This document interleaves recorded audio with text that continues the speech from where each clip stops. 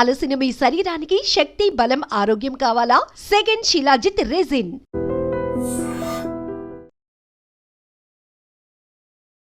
నమస్తే, welcome to I dream.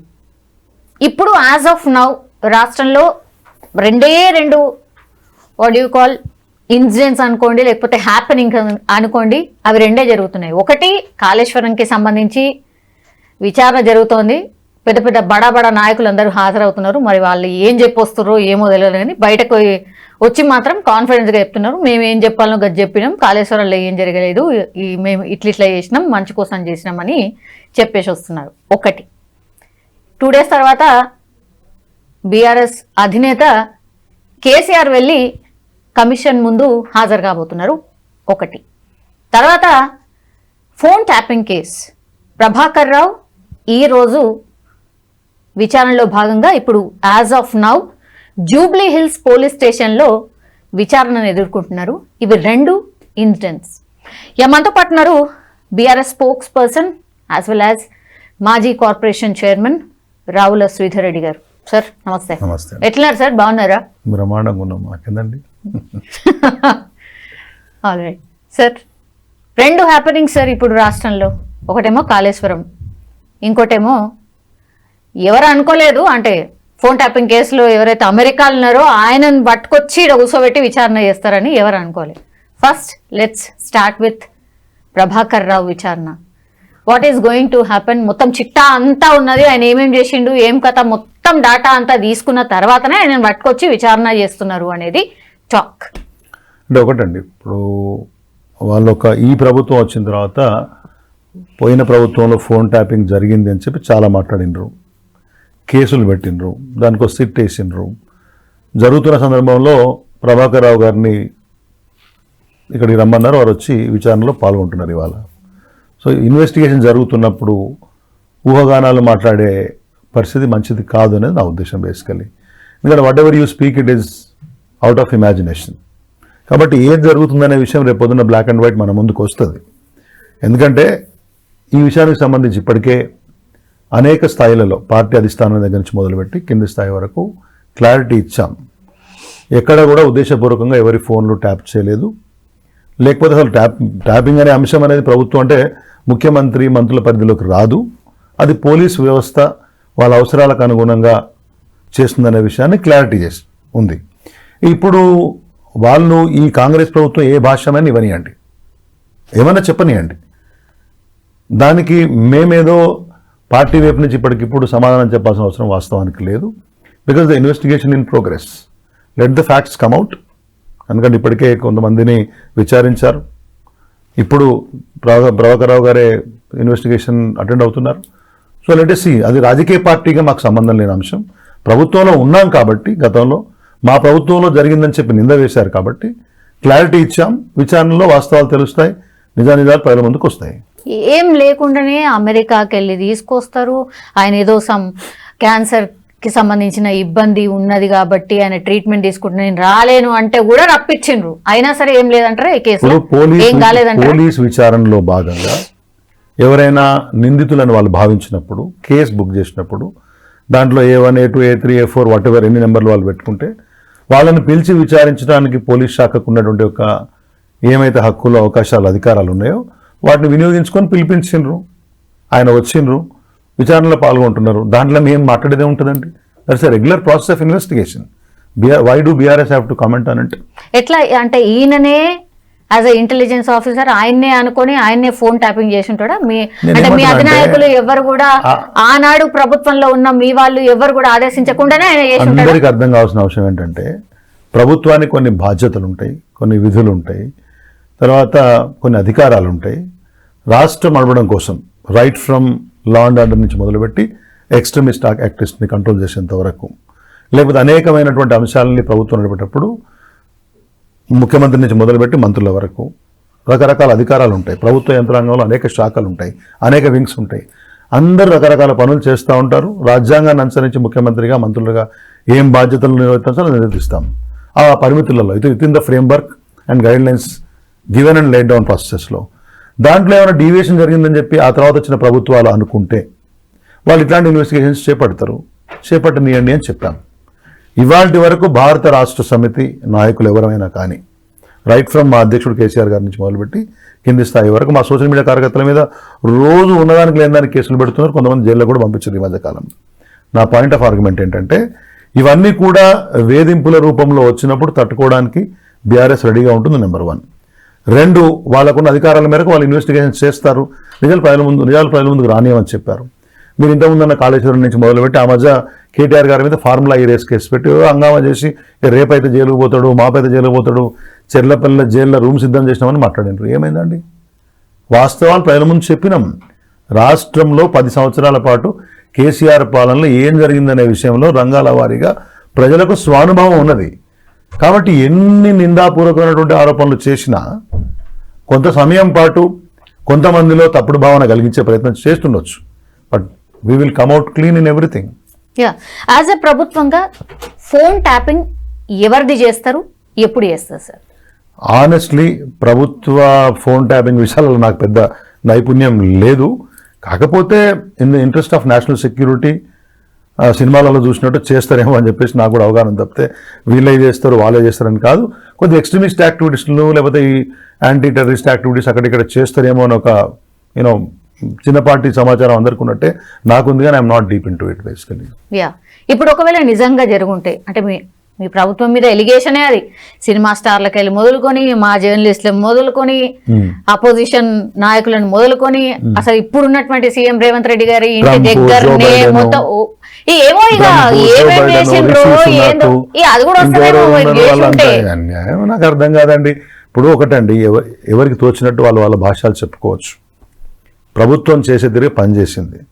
Telangana రాష్ట్రం వచ్చిన తర్వాత 2014 నుంచి 2023 వరకు అన్ని సామాజిక అభివృద్ధి సూచికలలో తలసరి ఆదాయం నుంచి విద్యుత్ వినియోగం వరకు, ప్రభుత్వ హాస్పిటల్లో ప్రసవాల నుంచి మొదలుపెట్టి కేసీఆర్ కిట్ వరకు, రైతు బంధు నుంచి దళిత బంధు వరకు, పారిశ్రామిక రంగం నుంచి ఐటీ వరకు, వ్యవసాయ దిగుబడి నుంచి ఒకటండి. మేము రాజకీయ నాయకులుగా గతంలో ప్రభుత్వంలో ఉన్న వాళ్ళుగా కేసీఆర్ గారి ప్రభుత్వంలో పనిచేసిన అందరం కూడా బీఆర్ఎస్ పార్టీ నాయకులుగా ఆ అంశాల మీద దృష్టి పెట్టాను తప్పితే ఈ అంశాలన్నిటివి ప్రభుత్వంలో కొన్ని కార్యక్రమాలు కొన్ని వింగ్స్ చేస్తుంటాయి. వాటిలో ఏమైనా ఎక్సెస్ అయినా కానీ డివియేషన్స్ అయినా కానీ మళ్ళీ సక్సెస్ గవర్నమెంట్ ఒకటి వచ్చింది, వాళ్ళ తప్పనిపిస్తే ఇన్వెస్టిగేషన్ చేస్తున్నారు. Let them complete the investigation, come out with facts and figures అండి, మాట్లాడతాం. యూ కాంట్ ప్రతిదాన్ని మీరేసుకొని పూసుకొని సమాధానం చెప్తారండి. In what way we are concern to certain sir general అనుకుందాం సార్, అపోజిషన్ పార్టీలు ఏం ప్లాన్ చేసుకున్నారో మీకు ఎట్లా తెలుస్తుండే? మీకు ఎట్లా ఎరక మాకు ఎరక అని మేము చెప్పినామా? ఎవరికి వాళ్ళు అనుకోని మమ్మల్ని అంటే ఎట్లా? ఇదేమైనా పెద్ద రాజకీయం అంటే ఇప్పుడు నేను కొట్లాడే ఎలక్షన్ 2 అభ్యర్థులు ఉన్నారండి, అదే కాన్స్టిట్యూన్సీలో ఉంటాము, అక్కడనే పనిచేస్తుంటాము, ఎవరేం పనిచేస్తారో తెలియదు, దాంట్లో పెద్ద ఊహాగానాలు ఎందుకుంటాయి? నేను ఏమంటే కన్ఫర్మ్డ్గా ఈ ఆరోపణ ఇట్లా అని చెప్పడం అనేది చాలా కామన్. నేనేమంటున్నా, ఇవాళ కాళేశ్వరం నుంచి మొదలుపెట్టుకొని ఇంకా విద్యుత్ కొనుగోళ్ల విషయంలో విచారణ అంటున్నారు, ఇది అంటున్నారు అంటున్నారు. మేము ఎక్కడ కూడా ఈ ప్రభుత్వాన్ని నువ్వు చెయ్యక విచారణ అంటలేము, నువ్వు చెయ్యి, మీరు మీ చేతనైనంత అన్ని విషయాలలో విచారణ చేయండి, కానీ ఉద్దేశపూర్వకంగా వేధింపులు ఆపండి. ఇప్పుడు మా సోషల్ మీడియా కార్యకర్తలు ఉన్నారు, మా పిల్లలు, మాకు అక్కడ ఉన్నటువంటి కార్యకర్తలు ఏమన్నా మేము ఎక్కడ మీరు ఇప్పుడు ఎట్లా అంటే ఒక స్థానిక ఎమ్మెల్యే గారిని ప్రశ్నిస్తూ ఒక సోషల్ మీడియా పోస్టింగ్ పెడితే తీసుకుపోయి జైలు వేసుడు, 10 సెక్షన్లు పెట్టుడు, మన ఉదయం 4 గంటలకు మధ్యాహ్నం 2 గంటలకు పోలీసులు పికప్ చేసిన సందర్భాలు ఎప్పుడు లేవండి. అటువంటి ఉద్దేశపూర్వకమైనటువంటి వేధింపులు మేము చేయలేదు. చెప్తే మీరు ఇన్సిడెంట్ చూపించండి మాట్లాడతాం కదా, మేము అట్లా చేయలే. మై పాయింట్ ఆఫ్ ఆర్గ్యుమెంట్ ఏంటంటే నేను అన్న తీన్మార్ మల్లన్న కావచ్చు, ఎవరిని seriously object to such statement. మా ప్రభుత్వాలు ఎప్పుడు కూడా కిడ్నాపులు చేయవండి, ప్రభుత్వాలు అరెస్టులు చేస్తాయి. అంటే ఇప్పుడు రేవంత్ రెడ్డి ప్రభుత్వం చేసే అరెస్టులన్నీ కూడా కిడ్నాప్లా? Do you watch for it? అట్లా కాదు కదా ముచ్చట. ఆ రోజు ఉన్నటువంటి పరిస్థితులలో ఆ ఇన్వెస్టిగేషన్ ఆఫీసర్ ఎవరైతే ఉంటారో ఎస్హెచ్ఓ కన్సర్న్ తీసుకున్న నిర్ణయాన్ని బట్టి ఆధారపడి ఉంటుంది. బట్ ప్రభుత్వం వాటిని వాచ్ చేస్తూ ఉంటుంది. We're ensured proper policing those days. అట్లా ఇంకా మేము ఇంకా గట్టిగా అంటే కేసీఆర్ గారిని, కేటీఆర్ గారిని, వాళ్ళ కుటుంబ సభ్యులను, బీఆర్ఎస్ పార్టీలోని అనేక మంది లీడర్లకు నిక్ నేమ్స్ పెట్టి ఇష్టారీతిన తిట్టి తగ్గుకుందామా? వాళ్ళు నిజంగా తిరగలుగుతారా? మేము ఇంకా ఆ భావ ప్రకటన స్వేచ్ఛను గౌరవించకపోయి ఉంటే మేము ఇంకా ప్రభుత్వాన్ని ప్రజాస్వామ్య పద్ధతులు నడిపించకపోయి ఉంటే, మేము ఇంకా అంచివేసి ఉంటే, రేవంత్ రెడ్డి ఊర్లన్నీ తిరిగి మీటింగ్లు పెట్టి మా ప్రభుత్వం మీద ఆ రోజున ఆరోపణలు చేసి ఉండేవారా? కేసీఆర్ గారిని ఇష్టారీతిని నిందించే వాళ్ళ? We have given the freedom. Sir freedom వాళ్ళ సిస్టమ్ లో నెట్టకపోతే హంగామా చేసి వాళ్ళ సోషల్ మీడియా దాని మీద మీరు కూడా అట్లే దాడి చేసిరు sir. Know the police rights what ever they had with in there frame work. అంటే ఎవరైనా ఉద్దేశపూర్వక విష ప్రచారం ప్రభుత్వం మీద చేస్తున్నప్పుడు, ఫ్యాక్ట్స్ అండ్ ఫిగర్స్ కరెక్ట్ లేనప్పుడు law and order system would have reacted. కానీ నేను ఇప్పుడు అదే చెప్తున్నా మీకు, ఉద్దేశపూర్వక వేధింపులు అనేది చేయలేదు. చేసుంటే కాంగ్రెస్ అంత ఫ్రీ అండ్ ఫెయిర్గా మీకు ప్రచారం చేసుకుని ఉండేదా? ఇదే సోషల్ మీడియా నాయకులు ఎవరైతే ఉన్నారో వాళ్ళందరూ కంటిన్యూ అయినారు కదా. మేము ఒకటి గుర్తుపెట్టుకోండి, with in the frame work అది కాన్స్టిట్యూషన్ ఎవరు పనిచేసుకున్నా కానీ రూల్స్ అండ్ రెగ్యులేషన్స్లో మేము ఎప్పుడేమో ఎవరిని అనలేదు. ఆ విషయాన్ని మీరు గమనించాలి. అది ఇవాళ ఈ అంశానికి సంబంధించి మీరు అడుగుతున్న అంశానికి సంబంధించి let the investigation go on, will see what will come out. ఏమో మరి పెద్ద టాప్ 3 లీడర్స్ పేరే వినిపిస్తుంది. ఇప్పుడు హరీష్ రావు గారి మీద కేసు పెట్టిండ్రు. మీరు అంటేనే చెప్తున్నా నేను, హరీష్ రావు గారి మీద ఒక సిద్దిపేట అని వచ్చి కేసు పెట్టిండు. ఇదే ఫోన్ ట్యాపింగ్ అంశం కేసు పెట్టిండు. ఇదే పంజాగుట్ట పోలీస్ స్టేషన్లో కేసు నమోదైంది. ఆ తర్వాత ఏం జరిగిందండి? వాటికి ప్రాథమిక ఆధారాలు లేవు, ఉద్దేశపూర్వక రాజకీయ something whatever grounds it has been కొట్టేయబడింది, స్ట్రైక్ ఆఫ్ అయిపోయింది. నేను ఏమంటున్నా, నిజాలు కొద్దిగా లేట్ అయినా కానీ బయటకు వస్తాయి. దాని మీద ఎంత పొడిగించి డిస్కషన్ పెట్టనక్కర్లేదు. I will sum up in 1 sentence, investigation in progress, let the things come out, will answer. ఏవో విషయాలకు సమాధానం చెప్పుకోవాల్సిన అవసరం ఏముంది? I'm not depending, I'm not trying to ఏమంటారు దాని పేరు ఏదో, నేను మీకేం ఎక్స్ప్లెనేషన్ ఇస్తలేను. మీరు అడుగుతున్నారు కాబట్టి సమాధానం చెప్పాలని చెప్తున్నా. ఆ అంశంలో పెద్ద ఇంట్రెస్ట్ లేదు. Yes sir. Next topic is Kaleshwaram sir. Sir మీరు బీఆర్ఎస్ అని మర్చిపోండి, మీరు ఓన్లీ ఒక తెలంగాణ పర్సన్ లాగా చెప్పండి సార్. అట్లా మర్చిపోతాం, మీరు నన్ను పిలిచింది బీఆర్ మర్చిపోమంటే ఎట్లయితుంది? ఎనీవే చెప్పండి. కాళేశ్వరం సార్, కాళేశ్వరం ఒక మంచి ప్రాజెక్టా, మంచి ఉద్దేశంతో కట్టిందా? 1 thing. ఆ తర్వాత మంచి ఉద్దేశంతోనే కట్టింది అనుకుందాం సార్. ఆ తర్వాత జరిగినటువంటిది మీరు చూసిర్రు, 2 పిల్లర్స్ కుంగిపోయినాయి. ఇప్పుడు లక్షల కోట్లు వృధా పోయినాయి. అసలు ఆడ నుంచి ఏం పైసా ఆమ్దానీ లేదు. అసలు రైతులకు నీళ్ళు ఇస్తాం, అది ఇస్తాం, ఇది ఇస్తాము అని చెప్పిండ్రు తప్పించి అసలు నీళ్ళు ఏడొస్తున్నాయి, ఏడిస్తున్నారు అనేది బేసికల్ క్వశ్చన్ సార్. అంటే ఎందుకు ఈ మాట కూడా ఎందుకు అంటున్నా అంటే, మీ నాయకులే చాలా మీటింగ్లల్లో కాళేశ్వరం తొలి నీళ్లు ఇళ్ళకు వచ్చినాయి అంటారు, అక్కడికి పోయి అక్కడ వచ్చినాయి అని అంటారు. అసలు ఎవరికి అందినాయి, అసలు ఎవరికి రాలేదు అనేది ఒక పెద్ద వాదన, పెద్ద క్వశ్చన్ సార్. ఇప్పుడు కాళేశ్వరం విషయంలో కమిషన్ వేశారు. కమిషన్కు రకరకాల టర్మ్స్ ఆఫ్ రిఫరెన్స్ వాళ్ళ ముందు ఏమున్నాయో, అంటే ఏమేమి అంశాలు వాళ్ళు క్లారిటీ తీసుకోవాలో తీసుకుంటున్నారు. ఇవన్నీ అంశాలకు సంబంధించి exactly 2 days back Harish Rao గారు ఒక పూర్తి స్థాయి పవర్ పాయింట్ ప్రజెంటేషన్ మీడియా ముఖంగా రాష్ట్ర ప్రజలకు మొత్తం కూడా మేము వివరించి చెప్పినాం. నేను మళ్ళీ మీకు చెప్తున్నా, మీ దగ్గర కాళేశ్వరం అనేది ఒక ఇంజనీరింగ్ మార్వెల్, ఒక world largest multipurpose lift irrigation project. Godavari మీద సంవత్సరాల తరబడిగా, దశాబ్దాల తరబడి నీళ్లు వృధాగా పోయినాయి. గోదావరి నీళ్ళు తప్పితే తెలంగాణ గొంతు ఎండిపోతూనే ఉంది. తెలంగాణ భూములకు తడి రాలేదు, తెలంగాణ నష్టపోయిందనే విషయంతో ఉద్యమంలో నీళ్లు ఒక ప్రధాన అంశం కాబట్టి కేసీఆర్ గారి ప్రభుత్వం రాగానే నీళ్ల విషయంలో ఒక బ్రహ్మాండమైన నిర్ణయాలు తీసుకున్న దాంట్లో భాగంగా ఈ కాళేశ్వరం ప్రాజెక్టు తీసుకున్నారు. అంతకుముందు కాంగ్రెస్ పార్టీ ప్రపోజ్ చేసినటువంటి తమ్మిడిహట్టి అనే ప్రాంతంలో, అంతకుముందు కాంగ్రెస్ ప్రభుత్వాలు కేంద్రంలో, రాష్ట్రంలో, పక్క రాష్ట్రమైనటువంటి కర్ణాటకలో, మహారాష్ట్రలో ఉంటే కూడా నిర్ణయాలు జరగలేదు, అనుమతులు రాలేదు, తట్టెడు మట్టి తీసిపోయలేదు. దానికి తోడు మహారాష్ట్ర 152 మీటర్ల ఎత్తులో అక్కడ బ్యారేజ్ కట్టడానికి అనుమతించలేదు. అక్కడ ఒక చాప్రాల్ వైల్డ్ లైఫ్ అని ఒక ప్రాజెక్ట్ ఉంది, అభయారణ్యం ఉంది. దాని ద్వారా నువ్వు కట్టాలంటే సుప్రీంకోర్టు అనుమతులు రావాలా, 10 సంవత్సరాలైనా మీరు తీసుకురాలేరు. మహారాష్ట్ర ఒప్పుకోలేదు, ఇది ఉంది. ఆ తర్వాత సిడబ్ల్యూసి ఏం చెప్పిందంటే, ఎన్ని నీళ్ళు అయితే మీరు తీసుకెళ్లాలని చెప్పేసి ప్లాన్ చేసుకుంటున్నారో అక్కడ ఆ తమిడిహట్టి దగ్గర ఎక్కడైతే కట్టాలనుకున్న దగ్గర నీటి లభ్యత లేదు, మీరు రిజర్వాయర్ల సామర్థ్యం పెంచుకోండి, ఆల్టర్నేట్ ప్లాన్ చేసుకోమని చెప్పినప్పుడు ఆ రోజు కేసీఆర్ గారు ప్రభుత్వము వ్యాప్కోస్ అనే కేంద్ర ప్రభుత్వ రంగ సంస్థను పిలుచుకొచ్చి వాళ్ళ ద్వారా సర్వే చేయిస్తే 6.7 కోట్లు చెల్లిస్తే 6,77,00,000 అని చెప్పారు. అది వేరే సంగతి. వీళ్ళు 677 కోట్లని దుష్ప్రచారం చేశారు సర్వేకి. ఆ సర్వే చేసిన తర్వాత నీటి లభ్యత మనకు కావాలనుకున్నది కింద మేడిగడ్డ దగ్గర మనం చేసుకోవచ్చు అని చెప్పినప్పుడు మేడిగడ్డ అనే ప్రాంతాన్ని అప్పుడు కేసీఆర్ గారి ప్రభుత్వం కేబినెట్ నిర్ణయం ద్వారా తీసుకుంది. దానికి ఒక సబ్ కమిటీ వేశారు. ఇదే హరీష్ రావు గారు చైర్మన్గా, ఇదే ఈటెల రాజేందర్ గారు ఇప్పుడు బీజేపీ ఎంపీ ఉన్నారు, ఇదే తుమ్మల నాగేశ్వరరావు గారు ఇప్పుడు కాంగ్రెస్లో మంత్రిగా ఉన్నారు. వీళ్ళు ఆ రోజు ఆ నిర్ణయాన్ని సమీక్షించారు, చెప్పారు. మేడిగడ్డ నుంచి దానికంటే ముందు అన్నారం, సుందిల్లా 3 బ్యారేజీలు కట్టారు, మొత్తం 15 రిజర్వాయర్లు కట్టారు, 19 సబ్ స్టేషన్స్ ఉన్నాయి, 21 పంపింగ్ స్టేషన్స్ ఉన్నాయి, ప్రెషర్ మెయిన్స్ ఉన్నాయి, 208 కిలోమీటర్ల టన్నెల్స్ ఉన్నాయి, 1531 కిలోమీటర్ల మన కెనాల్స్ ఉన్నాయి. ఇవంతా ఉన్నటువంటి కాళేశ్వరం యొక్క ప్రాజెక్టులో 2 పిల్లర్లు, మేడిగడ్డ ప్రాజెక్టులో బ్యారేజ్లో 85 పియర్స్ ఉంటాయి, 85 పిల్లర్స్ ఉంటాయి. దానిలో 2 కుంగిపోయినాయి మాత్రమే. అవి కూలిపోవడం లాంటి అతి దుర్మార్గమైన మాటలు మాట్లాడుతూ ఉన్నారు. అది కుంగిపోయినాయి అక్కడ ఉన్నటువంటి ఇబ్బందుల వల్ల. Whatever it is, it will come out in the NDSA report full fledged వచ్చినప్పుడు. కానీ ఎక్కడ కూడా కాళేశ్వరం ప్రాజెక్టు నిరుపయోగంగా మారలేదు. మీరు ఫుల్ లెంగ్త్ మనకి వాటర్ సర్ప్లస్ బాగా వచ్చినప్పుడు మేడిగడ్డ, అన్నారం, సుందిల్లా ఇట్లా మనం వస్తాం. ఒకవేళ ఫ్లడ్ గిన్క బాగా వస్తే మీకు ఎస్ఆర్ఎస్పి నుంచి వచ్చినటువంటి వాటర్ నుంచి మళ్ళీ కిందికి వస్తే అనేకమైన రిజర్వాయర్లు మేము చెప్పినాం కదా అప్పుడు మీకు. ఇదే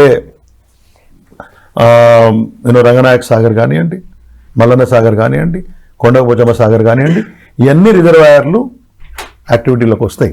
అందుకనే కాళేశ్వరం ఎక్కడ పనిచేసింది అంటే ఎస్ఆర్ఎస్పి కింద ఉన్నటువంటి కొత్త లింకింగ్ చేసిన రిజర్వాయర్లు అన్నీ కూడా కాళేశ్వరం ప్రాజెక్టులో ఉన్నవే. కాబట్టి ఎక్సెస్ ఫ్లడ్ వచ్చినప్పుడు, ఇప్పుడు నార్మల్ ఫ్లడ్ వచ్చినప్పుడు, ఎక్సెస్ ఫ్లడ్ వచ్చినప్పుడేమో ఈ ఫ్లడ్ ఫ్లో కెనాల్ ద్వారా ఎస్ఆర్ఎస్పి ద్వారా వచ్చే క్యాచ్మెంట్ కెనాల్ వచ్చేటప్పుడు అన్ని ఈ రిజర్వాయర్లన్నీ వాడుకుంటాం. లేని పక్షంలో డ్రాట్ వచ్చిన సందర్భంలో యావరేజ్ ఉన్నప్పుడు ఇదే మేడిగడ్డ, అన్నారం, సుందిల్ల నుంచి మళ్ళీ ఇక్కడ మనం లిఫ్ట్ చేసుకొని మనం చివరి కొండపోచమ్మ సాగర్ వరకు తీసుకొచ్చుకుంటాం. ఈ మొత్తం వ్యవస్థను అర్థం చేసుకోకుండా కాళేశ్వరం అంటే ఒక మేడిగడ్డ బ్యారేజ్ అయినట్టు, ఆ 2 పిల్లర్లు కుంగిపోతే ప్రాజెక్టు కూలిపోయిందనేటువంటి ఒక అపభ్రంశ మాటలు, అప్రాచ్యపు మాటలు, దుర్మార్గ మాటలు మాట్లాడే వాళ్ళ గురించి ఏం మాట్లాడాలి? ఆ విషయం రోజు చెప్తా ఉన్నాం. ఇది ప్రాజెక్టు సంబంధించి.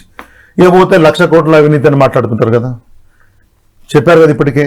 ఓవరాల్గానే 3rd TMC దాన్ని యాడ్ చేసిన తర్వాత కూడా 1,35,000 కోట్ల సంథింగ్ ఏదో ఫైనల్ ఎస్కలేషన్లో వచ్చినట్టుంది. ఇప్పటివరకు 90,000 కోట్లకు ఆస్పాస్ ఖర్చు పెట్టినారు. ఇప్పటికి చాలాసార్లు చెప్పినాం, మీరు ప్రాజెక్టులు స్టార్ట్ చేస్తే కాంగ్రెస్ ప్రభుత్వంలో దేశవ్యాప్తంగా సాగర్ నుంచి మొదలుపెట్టి, జూరాల నుంచి మొదలుపెట్టి, శ్రీరామ్ సాగర్ మొదలుపెట్టి, మిగతా అన్ని మొదలుపెట్టి కొన్ని 100% నుంచి 200% నుంచి 1000-5,000-6,000 వరకు రేట్లు పెరిగినటువంటి ఒక ప్రాజెక్టులు రేట్లు పెరిగినటువంటి సందర్భాలు ఉన్నాయి. ఓవరాల్ ఎస్టిమేషన్ అతి తక్కువ ప్రైస్ ఎస్కలేషన్ తోటి, ఓవరాల్ కాస్ట్ ఎస్కలేషన్ తోటి కంప్లీట్ అయినటువంటి ప్రాజెక్ట్ ఏది ఉందంటే వితిన్ 3 years ఆఫ్ స్పాన్ ఒక కాళేశ్వరం ప్రాజెక్టే. వాళ్ళ కాంగ్రెస్ పార్టీ ప్రభుత్వం రాగానే ఇంజనీర్లు ఇచ్చిన రిపోర్ట్ అసెంబ్లీలో సబ్మిట్ చేయడం కోసము ఈ ప్రభుత్వం కాళేశ్వరం ప్రాజెక్టు ద్వారా ఓవరాల్గా 20 లక్షల ఎకరాలకు నీళ్లు అందినాయి అని వాళ్ళు రిపోర్ట్ ఇచ్చినారు. అదే రిపోర్ట్ వాళ్ళు అసెంబ్లీలో టేబుల్ చేసినారు. ఇంకేం ఏం ఎక్స్ప్లెయిన్ చేయాలి నేను చెప్పండి మీకు? దీంట్లో నీళ్లు స్టోరేజ్ చేస్తారా సార్? ఎందుకు చేయలేం? ఈ 2 piers ఇబ్బంది ఉంది కాబట్టి ఎన్డీఎస్ఏ వాళ్ళు ఆడ స్టోరేజ్ చేయొద్దని చెప్పినారు కాబట్టి నీళ్ళు వదిలేసిండ్రు. ఏ సంవత్సరం అయితే కుంగుబాటు వచ్చిందో 500 సంవత్సరాల్లో రానంత flood more than 25 lakh cusecs discharge వచ్చింది. ఆ తర్వాత సంవత్సరం 16-17 లక్షల క్యూసెక్స్ డిశ్చార్జ్ వచ్చింది. Still the barrage is still there. Barrage is still there అండి. కాంగ్రెస్ వాళ్ళు ఆయన కొట్టుకోవద్దు అనుకున్నారు. కుంగిపోయిన 2 పిల్లర్స్ అట్లే ఉన్నాయి కదా. NDSA national dam safety authority ప్రాథమిక రిపోర్ట్ ఏం చెప్పిందండి? సార్ 2 pillars చాలా లైట్ గా చెప్తున్నారు కానీ ఒకవేళ నిజంగానే మొత్తం కొలాప్స్ అయింది అనుకోండి, ఎట్లా మరి? అప్పుడు జరిగితే కదా మాట్లాడాలి. నెక్స్ట్ ఫర్దర్ పద్ధతి సార్ తలకాయ నొప్పితో హాస్పిటల్ జాయిన్ అంటే చచ్చిపోయి ఏం చేద్దారంటే దానికి ఏం చేస్తారండి? నాకు అర్థం కాలే. ఇప్పుడు ఆ ప్రాజెక్ట్ ని బ్లాకులు కట్టారు. This has to go to the public. In 7th block 7th zone 2 pierలలో ఇబ్బంది వచ్చింది. అందుకనే ఎన్డీఎస్ ఏం చెప్పిందంటే you can repair it, you can rebuild that 7th zone అని చెప్పారు. రిపేర్ అండ్ రిస్టోరేషన్ కంప్లీట్ చేస్తే అక్కడ వాటర్ స్టోరేజ్కి ప్రాబ్లం లేదు, ఏం లేదు. 140 TMC storage capacity has been built 240 TMCFTని మొత్తంగా తెలంగాణ రాష్ట్రం వాడుకునే విధంగా బిల్డ్ చేసినటువంటి ఒక ప్రాజెక్టు వచ్చే 100 ఏళ్ల పాటు సాగునీటికి, తాగునీటికి, హైదరాబాద్ తాగునీటికి, పారిశ్రామిక అవసరాలకు, ఎన్ రూట్ విలేజెస్కి సంబంధించినటువంటి తాగునీరు, మిగతా అంశాలకి, అగ్రికల్చర్ అలైడ్ ఫీల్డ్స్ కి ఏమో కాంగ్రెస్ కట్టిన ప్రాజెక్టులు అన్ని మంచిగా ఉన్నాయి, అవేమో బాగున్నాయి. మీరు కట్టిన 3 ఏళ్లకే ఉంగిపోతుంది. ఏమైనా కాళేశ్వరం అంటారు. ఏంది ఇది? కాళేశ్వరం కాదు, కూలేశ్వరం అని చెప్పడానికి చెప్తున్నారు. ఇప్పుడు ఒకటండి, మన రాష్ట్ర సంపద, మన రాష్ట్రం కోసం కట్టినటువంటి ఒక ప్రాజెక్టు, ప్రజల ధనంతో కట్టినటువంటి ఒక ప్రాజెక్టు, ప్రజల అవసరాలు తీర్చబోతున్న ప్రాజెక్టు. మీరు అధికార పదవులను అనుభవించుకుంటూ, ప్రజల సొమ్ము తినుకుంటూ, ప్రజలు ఇచ్చిన ఓట్లతో ఎమ్మెల్యేలు, ఎంపీలు అయ్యి కూలేశ్వరం అనేటువంటి ఒక దుర్మార్గ మాటలు మాట్లాడితే దానికి ఎవరేం చేస్తారు? అది సంస్కారాన్ని బట్టి ఉంటుంది. మేము అటువంటి మాట్లాడలేదే. మీకు ఆ మధ్య గుజరాత్లో ఒకటి పెద్ద బ్రిడ్జ్ కూలిపోయి 100 మంది చచ్చిపోయినారు. బీహార్లో రోజుకొక చెక్ డ్యాము, బ్రిడ్జ్లు కూలిపోతున్నాయి. ఎవడు మాట్లాడు? అనేక ప్రాజెక్టులలో ఇబ్బందులు వచ్చినాయి కాదనట్లే, కానీ వాటి గురించి ఎవరు మాట్లాడట్లేదు. అక్కడికి ఎన్డీఎస్ఏ పోదు. ఇప్పుడు పోలవరంలో కాబల్ డ్యామ్కి ప్రాబ్లం వచ్చింది, డయాఫ్రామ్ వాళ్ళు కొట్టుకుపోయింది. ఎవరైతే ఎన్డీఎస్ఏ రిపోర్ట్ మనకి ఇక్కడ ఇచ్చిండ్రో అయ్యర్ గారు, ఆయన అక్కడ సీఈఓ ఉండే పోలవరంలో, ఆడికి ఎన్డీఎస్ఏ పోదు. నేను తెలంగాణలో ఇట్లా కాగానే అట్లా ఉరికొస్తే రావద్దని అంటలేను. ఓపెన్ రాండి, తప్పేముంది అట్లా, మేము తప్పు చేయలేదే. టోటల్ కాళేశ్వరం ప్రాజెక్టులో ఇన్ని కాంపోనెంట్స్ చెప్పినా కదా మీకు.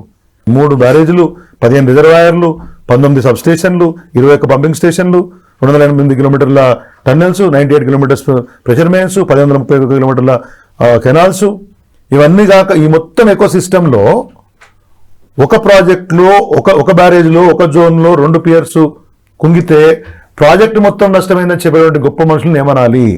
ఒకవేళ కాళేశ్వరమే రేపు పొద్దున మీకు ఈ వ్యవస్థ పనికిరాదనుకుంటే, Gandhamalla reservoir is part of the Kaleshwaram project planning. ఎందుకు నిన్న శంకుస్థాపన చేశారు? అది రిజర్వాయర్ సామర్థ్యం తగ్గించిన అది వేరు. కాబట్టి నేను ఒక విషయం అర్థం చేసుకోవాలి. ఇటువంటి విమర్శలు చేసినటువంటి ఒక పెద్దవాళ్ళందరూ, governments are a continuous process. ప్రభుత్వాలు అనేది ఒక రెగ్యులర్ ప్రాసెస్. కొన్ని రోజులు మేము ఉంటాం, కొన్ని రోజులు ఇంకోళ్ళు ఉంటారు, ప్రజల మధ్య ఎవరు దొరికితే వాళ్ళు ఉంటారు. అంత మాత్రాన పాతదంతా తప్పు, మేము చేసిందే గొప్ప అనే మాటలు మాట్లాడేటువంటి ఒక కుసంస్కారం ఎందుకు అంటున్నాం. రాష్ట్ర ప్రజల సంపద, మీరు దాన్ని ఇమ్మీడియట్గా రక్షణ చర్యలు చేపట్టి వాళ్ళ రిపోర్ట్ తొందరగా తెచ్చుకొని రిపేర్ చేసి బ్రహ్మాండంగా చేసుకుంటే మనకే మంచిది కదా. మనం ఏమైనా వేరే వాళ్ళకు, వేరే దేశానికి చేస్తున్నామా?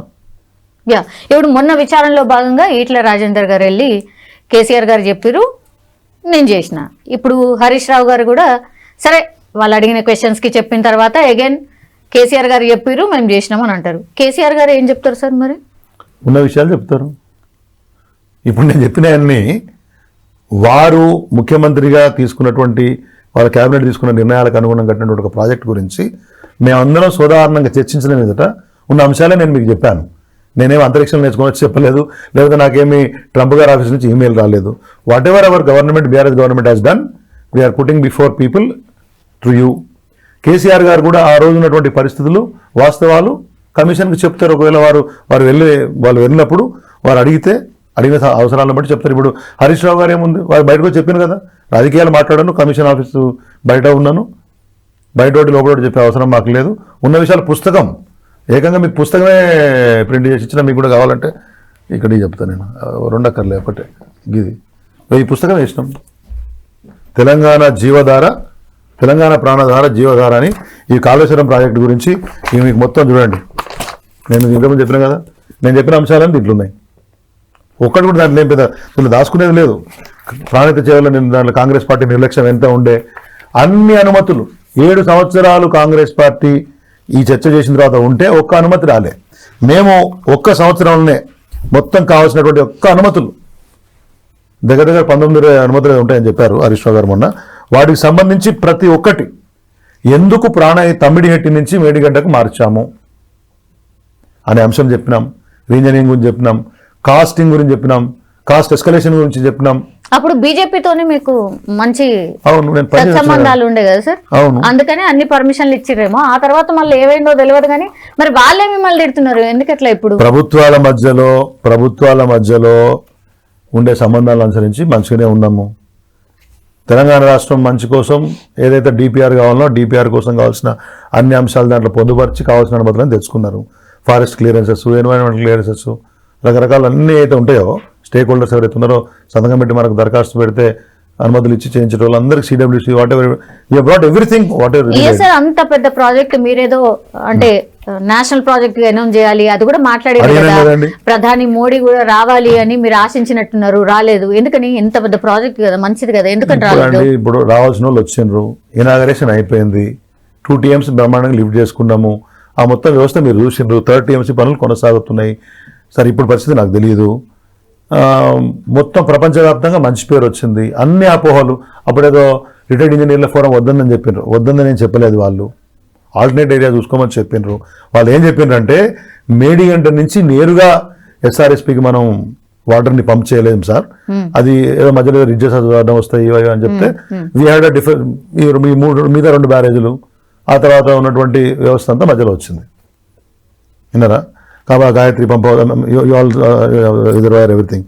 So what I'm trying to say, ఈ మొత్తం ఎకో సిస్టమ్ని బిల్డ్ చేసిన ఉద్దేశమే అది. ఈ టోటల్ ఎకో సిస్టమ్ని వాడుకోకుండా ఉత్తగానే కాళేశ్వరం ఇది అయిపోయింది, కాళేశ్వరం అది అయిపోయింది, అదొక ఎలక్షన్లో మమ్మల్ని బదనాం చేయడానికి కావాల్సిన పాయింట్ అయిపోయింది తప్పితే వాస్తవం అనేది ఇదే. పుస్తకం వేసి చెప్పినా, మీకు చెప్పినా కదా, మీరు కూడా ఇస్తాం, మీకు చదువుకోరు, మంచిగా చదువుకొని మళ్ళీ వాస్తవాలు కావాలంటే సెపరేట్ స్టోరీ వేసి జనాలందరూ పంపించండి.